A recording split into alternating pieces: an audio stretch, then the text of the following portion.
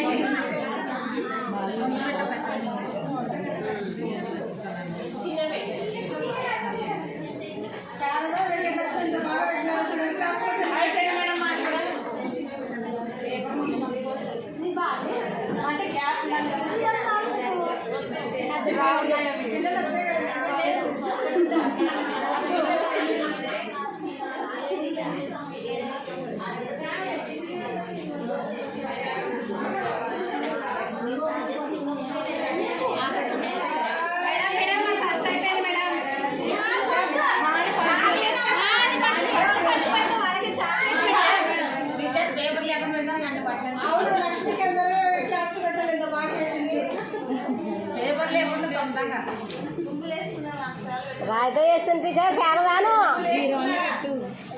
డబ్బు పెట్టి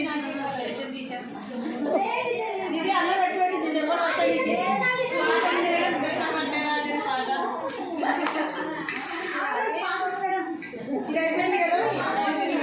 పూసలు కూర్చోడం లేదా, పూసలు కూర్చోండి, పూసలు కూర్చోండి.